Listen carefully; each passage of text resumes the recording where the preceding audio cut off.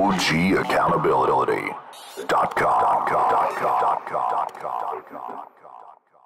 So here's a question, Joe. Okay. How does a man, and I know I'm talking to men, if a woman's reading this or listening to this, when I say man, that can apply to a woman too. Yeah, it's not gender specific. It's not gender specific. How do we go about bettering ourselves? Where do we put the focus on? If you have a family, you want to focus on your family, but I really think, just for me, you got to start with you. Yeah, absolutely. You got to recognize your shortcomings. You got to identify your shortcomings and faults. Well, I don't have any, but if I did. There you go. I know a guy. Exactly. And at one point in our life, I think every man gets there to where they know it all. And here's what I don't get, and this happens in life. The more money people have, the smarter people think they are. Yeah. And that could be further from the truth. I remember this story, and I'm going to make it real quick. Man, this was Humble Cook-Off days when it was actually... Right, back in the day. Back in the day. I remember going, and they had all those big corporations had their basically buses pulled in, all these cook teams, and there was a tent with a guy and his two kids and a little smoky smoker. And he sat out there, and sure enough, he won for best brisket. Against all these people that are throwing money at everything, and he's out there with his two kids playing football, working on this brisket, and people would look at that and laugh, and they won. So sometimes we look at grandiose, especially men. It's good to have big visions and big dreams, but we think you have to start big. Great things don't start big. The only great thing that you're going to ever get in life instantaneously would be winning the lottery. For me, the day my daughter was born, life got meaning, if that makes sense. So for you, if you got somebody listening, where did you start? Where did I start? Like when you're like, I want to better my life. Evidently, the chain of events of my life isn't. Oh yeah. I mean, so where do I begin? Where do I start? And how do I better myself? Well, I absolutely started whenever it was, getting rid of masking everything all my problems through alcohol. I mean, that was it for me. That single decision right there, because getting sober wasn't about. It's not even about drinking.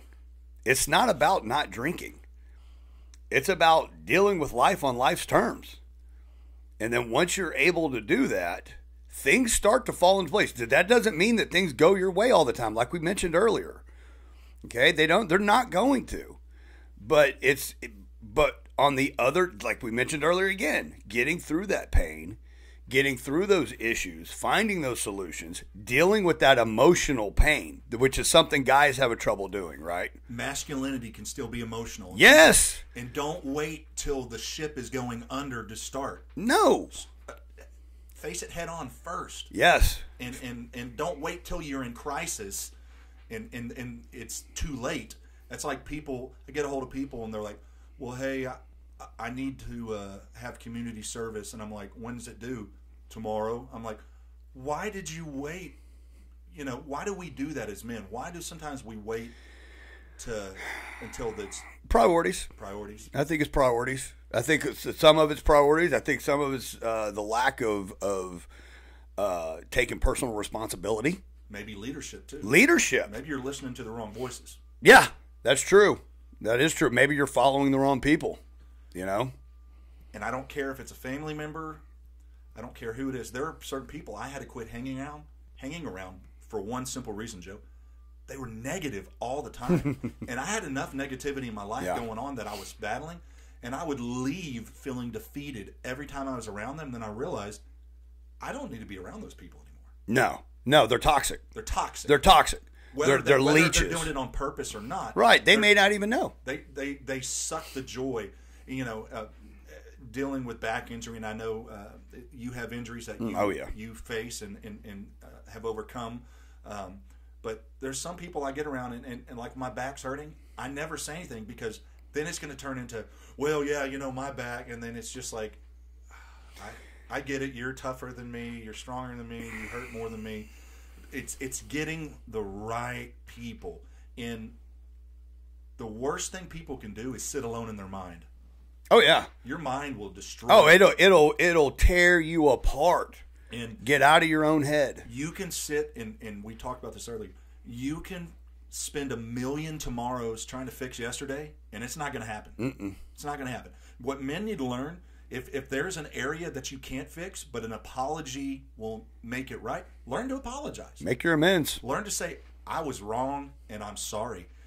That is hard for a lot of people to do. And guess what? It's also hard to accept sometimes when somebody comes to you that way.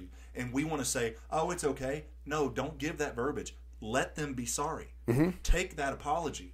Don't steal what they're trying to tell you and be like, well, it's okay. Like my daughter, just the other day, she went through a scenario and she was upset. And I'm like, it's okay, baby, I want to tell. And she's like, it's okay, Dad. I go, no, it's not okay. And I want you to tell me. And then she opened up and told me why it upset her. Don't let somebody just think, I'm going to mask my emotions and feelings. Now, secondly, there's balance. Men a lot of times have problems keeping balance. You don't want to be so over emotional you can't get crap done because you're just a blubbering idiot. And those guys, they're out there too. They're out there. But see, Joe, for me, I shut off to where I didn't feel in any area of my life that when I finally had to embrace that healing, I kind of, in certain situations when I felt comfortable, I'd be like, wow, this is what it's like to feel again. This is what it's like to have that emotion. And I had to be careful because, I would open up too much. And, everything in balance. Right, everything. Right. And, sometimes you do, and again, I'm speaking in generalizations, I shouldn't do that, but, as men, sometimes we do overshare, we try to overcorrect, we try to do, yes. Overcorrection is a flaw. Yes, it is. And you said something earlier that brought me up. I'm going on 10 years now. Tia and I have our 10-year anniversary here in a couple weeks. Yeah. And people don't know Tia. She's a firecracker. Oh, she is, man. I'm telling you. She's She's something else. But she is. And you needed that. I absolutely needed it. She's the yin to my yang. 100%. That's awesome, man. I'm happy for you in that. Thank you. Yeah, she's a great gal. Glad I met her. And I remember this has been a few years back, but I remember you telling me the story about y'all go over to the wedding over in, I think it was in Thailand. Oh, in Cambodia. In Cambodia. Yeah. You didn't realize you were there with dignitaries. Oh, yeah. We're walking because my brother-in-law, Sam, he married the prime minister's step-granddaughter over there. So we show up at this wedding, and there's 7,500 people there, right? It's almost the size of my wedding. And I'm the token white dude walking in, and paparazzi's there. Who's the white guy? Rock star. Yeah, exactly. Wearing my Ray-Bans. So you go over to other countries. You are a combat veteran. You've seen life. Are men different in other countries than they are here in America? Oh yeah, there's an American culture. We have an American culture here, and I'm proud of that culture. Okay, but it doesn't have to be the super aggressive. There's a macho type of culture, right? We can still be assertive. We can still be confident. I think American culture is more confident. That with men. That's what I would say. And I was speaking about this with Danny about being confrontational in your life on the important things. There are things that you are going to have to confront. Yes. You're going to have to confront them. Yes. But there is a difference between, and I'm learning this, between confrontation and being combative. Yeah. 100%. We've had to do that at the school. Go through, there was confrontation, there was going to be confrontation, and we had to make some decisions that were going to be tough. And Tia and I sat down and we talked about them, and she's like, I just hate confrontation. I don't want to have to go through this. But the thing is, we have to deal with it. You have to. You have to deal with it. You cannot push it off. You just create a bigger problem. Problems don't go away. They just get bigger. Yeah. Okay? And then resentment sets in. Yes, and resentments will kill you. Resentments will lead people like me. Resentments, they'll lead me back to drinking. Resentment's one of the number one things that get people back to doing what they used to do. And we go back to that self-soothing, self-healing. And I saw a poster, and I can't remember, but the gist of it was this. There was a guy, and he was facing it was like a cartoon, and he's facing his spouse. I don't know if it was a spouse, but you can tell they're in a heated argument. And then it had a thought bubble from his head, and it was a bottle of liquor. And it said, just because the bottle's always there doesn't make it right. And that happens so much is when we face things, people, you got to find a healthy alternative. For some people, it's fish. Like, some people are like, why do they go to the gym every single day? That's their outlet. You got to find an outlet. For me, it's golf and music. I love music, man. I love to play. I'm self-taught. I love to sing. I sing. I don't think I have the greatest voice, but I sing. That's my outlet. And I think in dealing with people, most of the time when people have a huge obstacle, it's because they have no outlet. Right. And they're freaking facing that mountain nonstop. That's the only thing they see. It's like, dude, get out of the house. Get out of your bedroom. Yeah. Go to the park and go purposely say hi to somebody. What do you like to do? Yes. Do it. Do it. That's it. What do you like to do, and do it. Stop finding excuses not to do it and go do it. And what I found for me, my passion now that I wake up every day and try to do is make a difference in somebody's life. If I can wake up every day, and I know it sounds really corny, but to me that gives me purpose. That gives me goals, is to make a positive impact in somebody's life on a daily basis. And I think that I do my best. Do I always succeed? No. I try. But that doesn't mean I'm going to stop. You know why? Because it makes me happy. Makes you happy? Makes me happy. Happiness is not brought on from anything except yourself. Yep. Makes me happy. I love making other people smile. I love making other people build confidence in people. I've had students that have come back to me years later, and they've said, they've thanked me, and to me it's you don't owe me a thanks for that. You're helping me just as much as I'm helping you. I was involved in youth ministry for years, which is one of the most, when you work with kids, it's one of the most thankless positions in the world. But it's rewarding. It's rewarding. But what's amazing is it's not until 10 years later, when they've gone through high school and they're off to college, you get a knock on the office door. It's like, yep. Dude, I just want to thank you. You were always straightforward with me. And I would catch a lot of flack from parents because I finally realized you can be very honest and you don't have to be brutal. Mm-hmm. But I was brutal, and just, called a spade a spade. Now I have a little more couth in doing that because right. I have some years under my belt.